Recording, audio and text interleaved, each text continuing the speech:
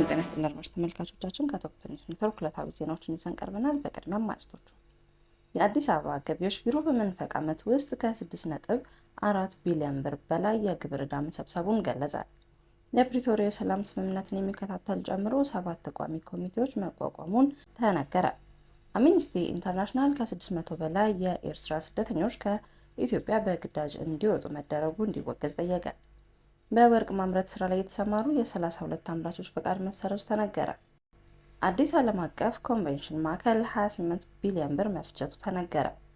ዴሞክራቲክ ሪፐብሊክ ኮንጎ በኮባልት ማዕድን ላይ ለ4 ወራት የሚጸና የውጭ ንግድ እገዳ ጣለች። የአዲስ አበባ ገቢዎች ቢሮ በመንፈቅ ዓመት ውስጥ ከ6.4 ቢሊዮን ብር በላይ የግብር ዕዳ መሰብሰቡን ተገልጿል። የአዲስ አበባ አስተዳደር ገቢዎች ቢሮ ባለፉት 6 ወራት ውስጥ ብቻ ከ6.4 ቢሊዮን ብር በላይ የግብር ዕዳ መሰብሰቡን አስታውቋል። ቢሮው ያለባቸው ከ3.2 ቢሊዮን ብር በላይ የግብር ዕዳ ለመክፈል ፈቃደኛ አልሆኑም ያላቸውን 62 ግለሰቦች ከሀገር እንዳይወጡ ለኢሚግሬሽንና ዜግነት አገልግሎት ጉዳዮች ስም ዝርዝራቸውን ማስተላለፉን ተነግሯል። የአዲስ አበባ ከተማ አስተዳደር በ2017 በጀት ዓመት ለመሰብሰብ ያቀደውን ጠቅላላ የገቢ መጠን 230 ቢሊዮን ብር ነው። የከተማ አስተዳደሩ በዘንድሮ በጀት ዓመት ከታክስ ገቢዎች ለማግኘት ያቀደው 150.1 ቢሊዮን ብር ሲሆን እስከ መንፈቅ ዓመቱ 111.5 ቢሊዮን ብር ማግኘት መቻሉን ከ2 ሳምንት በፊት በተካሄደ የአዲስ አበባ ከተማ ምክር ቤት መደበኛ ጉባኤ ላይ ይፋ ተደርጓል። የከተማይቱ ከንቲባ ወይዘሮ አዳነች አቤቤ በዚሁ ጉባኤ ላይ ባቀረቡት ሪፖርት የከተማይቱ አስተዳደር የታክስ መስፋትን በማስፋፋት እንዲሁም ብክነትና ብልሹ አሰራርን በመከታተል የገቢ መጠኑን ማሳደግ መቻሉን ገልጸው ነበር። ከተማዋ ለዚህ በማሳያነት የጠቀሱት ለግብር ስረዛ የቀረቡ ዶክመንቶች ላይ ባለፉት 6 ወራት በተደረገ ፍተሻ 10 ቢሊዮን ብር ማዳን መቻሉን ተነግሯል። የአዲስ አበባ ገቢዎች ቢሮ ሐሙስ የካቲት 27 2017 ዓ.ም በይፋዊ የፌስቡክ ገጹ ላይ ባወጣው መረጃ ባለፈው መንፈቅ ዓመት ውስጥ ከ6.4 ቢሊዮን ብር በላይ የግብር ዕዳ መሰብሰቡን ገልጿል። የጊዜያዊ አስተዳደሩ ጊዜያዊ ምክር ቤት የፕሪቶሪያውን የሰላም ስምምነት የሚከታተል ጨምሮ 7 ቋሚ ኮሚቴዎችን ማቋቋሙን አስታወቀ። የትግራይ ክልል ጊዜያዊ አስተዳደር ያቋቋመው ጊዜያዊ ምክር ቤት ትላንትና የካቲት 26 2017 ዓ.ም ባካሄደው አስቸኳይ ስብሰባ የፕሪቶሪያውን የሰላም ስምምነት አተገባበር የሚከታተል ቋሚ ኮሚቴን ጨምሮ 7 ቋሚ ኮሚቴዎች ማቋቋሙን አስታውቋል። በአቶ ጌታቸው ረዳ የሚመራው ህወሓት ተወካይ መሆናቸው የተገለጸው ወይዘሮ ሰናይት አይናለም የሴቶችና ወጣቶች ቋሚ ኮሚቴ ሊቀመንበር ሆነው የተሾሙ ሲሆን የባይቶናው አቶ ዮሴፍ በርሃ የፕሪቶሪያ የሰላም ስምምነት ክትትል ቋሚ ኮሚቴ ሊቀመንበር ተደርገው ተሾመዋል።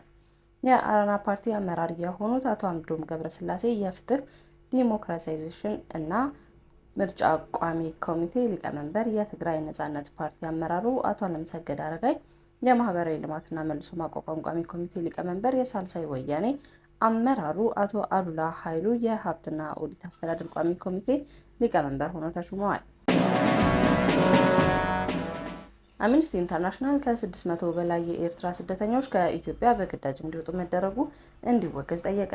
አምነስቲ ኢንተርናሽናል ባለፉት 3 ወራት ብቻ ከ600 በላይ ኤርትራውያን በግዳጅ ከኢትዮጵያ ወደ ኤርትራ እንዲመለሱ መደረጋቸውን በመግለጽ የተባበሩት መንግስታት ድርጅት የሰብአዊ መብት ምክር ቤት ድርጊቱን እንዲያወግዝ ጥሪ አቅርበዋል። ባለፈው ሳምንት በተካሄደው የተባበሩት መንግስታት ድርጅት የሰብአዊ መብቶች ምክር ቤት 58ኛ ስብሰባ ላይ አምነስቲ በተለይም በኢትዮጵያና በሱዳን የሚገኙ የኤርትራ ስደተኞች የሰብአዊ መብት ሁኔታ መባባሱን ገልጿል።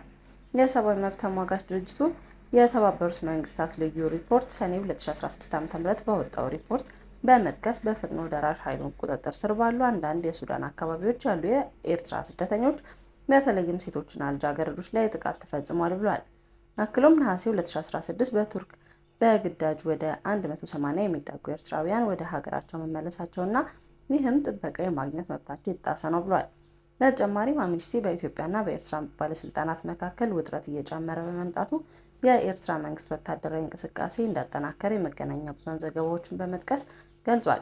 መግለጫው ሁለቱ የተባበሩት መንግስታት ድርጅት የሰብአዊ ምክር ቤት አባል ሀገራት የኤርትራ ስደተኞች ከግዳጅ ከመመለስ፣ ከማሰርና ከማዋከብ እንግልት የመጠበቅ ግዴታ እንዲወጡ አሳስቧል። በወርቅ ማምረት ስራ ላይ የተሰማሩ የ32 አምራቾች ፈቃድ መሰረዙ ተገለጸ። በደቡብ ምዕራብ ኢትዮጵያ ክልል የማዕድን ዘርፉ አፈጻጸም አሳሳቢ ደረጃ መድረሱን የክልሉ ማዕድንና ኢነርጂ ልማት ኤጀንሲ አስታውቋል። በክልሉ ከሚገኙ 58 ልዩ አነስተኛና 12 ባህላዊ የወርቅ አውጪዎች መካከል አፈጻጸማቸው ደካማ የሆኑትን 32ቱ ፈቃዳቸው መሰረዙ ተገልጿል። የክልሉ የማዕድንና ኢነርጂ ልማት ኤጀንሲ ዋና ዳይሬክተር አቶ ገብረ ማርያም ሰጠኝ በ6 ወራት ውስጥ ምንም አይነት ወርቅ ማምረት ያልቻሉ 12 ልዩ አነስተኛና 2 ባህላዊ አምራቾች አሳማኝ ምክንያት ካላቀረቡ በቀጣይ እርምጃ እንደሚወሰድባቸው አስጠንቅቀዋል። በድንጋይ ከሰል ማምረት ፍቃድ ከወሰዱ ከ20 በላይ ባለፍቃዶች መካከል እስካሁን ወደ ማምረት የገቡት 8 ብቻ መሆናቸውም ጠቁሟል። በበጀት ዓመቱ 6 ወራት 150 ኪሎ ግራም ወርቅ ለማምረት ታቅዶ 75.525 ኪሎ ግራም እንዲሁም 100,000 ቶን ድንጋይ ከሰል ለማምረት ታቅዶ 50,000 ቶን ብቻ ማምረት መቻሉን ተናግረው የምርት እጥረት ምክንያት ሕገ ወጥነትና ወደ ስራ ያልገቡ አምራቾች መኖራቸው እንደሆነ ለማወቅ ተችሏል። የአዲስ ዓለም አቀፍ ኮንቬንሽን ማዕከል 28 ቢሊዮን ብር ፈጀ። የአዲስ ዓለም አቀፍ ኮንቬንሽን ማዕከል የመጀመሪያው ምዕራፍ ግንባታ ከ28 ቢሊዮን ብር በላይ ወጪ እንደተደረገበት ተነግሯል። የማዕከሉ ዋና ስራ አስፈጻሚ አቶ ሲሳይ ገመቹ እንደገለጹት ከዚህ ውስጥ ከ22 ቢሊዮን ብር በላይ የሚሆነው በባለ አክሲዮኖች የተከፈለ ካፒታል ነው። ማዕከሉ በምስራቅ አፍሪካ ከመጀመሪያዎቹ ተርታ የሚመደብ ሲሆን 2 ትላልቅ አዳራሾች እና 8 ትናንሽ አዳራሾች አሉት። በተጨማሪም በዙሪያው የሚገኙት 6 ህንፃዎች ወደ 1000 አልጋዎችን ወደሚይዙ ሆቴሎች እየተቀየሩ መሆኑን ገልጸዋል። ወደ 2000 ገደማ የሚሆኑ መኪናዎችን ማስተናገድ የሚችል የመኪና ማቆሚያ ቦታ ያለው ይህ ማዕከል 50 የንግድ ድርጅቶችን ማስተናገድ የሚችሉ የንግድ ቦታዎችም አሉት ተብሏል። በቀጣዮቹ 3 እና 4 ወራት 10 ተቋማት ዝግጅቶቻቸውን ለማካሄድ ቦታ ማስያዛቸውን ዋና ስራ አስኪያጁ መናገራቸውን የዘገበው የኢትዮጵያ ፕሬስ ድርጅት ነው። ዴሞክራቲክ ሪፐብሊክ ኮንጎ በኮባልት ማዕድን ላይ ለ4 ወራት የሚጸና የውጭ ንግድ እቀባ ጣለች። ይህንንም ተከትሎ የስልክ፣ ላፕቶፕ እና የኤሌክትሪክ መኪና ዋጋ ላይ ዓለም አቀፍ ተጽዕኖ እንዳይፈጥር ተሰግቷል። የኮባልት ማዕድን ለበርካታ ኤሌክትሪክ ምርቶች ግብአት ሆኖ ያገለግላል። የዚህ ማዕድን ከፍተኛ አምራች ደግሞ ዴሞክራቲክ ሪፐብሊክ ኮንጎ ናት። ኮባልት ተፈጥሮ ጠንካራ፣ ቀለሙ አንጸባራቂ እና ፈካ ያለ ግራጫነትን የሚያደላ የከበረ ማዕድን ነው። የሚገኘውም ከኒኬል እና ከመዳብ ተረፈ ምርት ነው። ማንኛውም ኃይል ተቀብለው የሚሞሉ ወይም ሪቻርጀብል የኤሌክትሪክ መሳሪያዎችን ለመስራት እጅግ አስፈላጊ ሲሆን በተለይም ዘመናዊ ስልክ፣ ላፕቶፕ የኤሌክትሪክ መሳሪያዎች ካለዚህ ማዕድን የሚታሰቡ አይደሉም። ከዚህ ባሻገር ማዕድኑ የጄት ሞተር አካልን ለመስራት ይውላል። አድማጭ ተመልካቾቻችን ከቶፕ ኒውስ ኔትወርክ ለዕለቱ ያዝናቸው ዜናዎች እነዚህ ነበሩ። መልካም ቆይታ።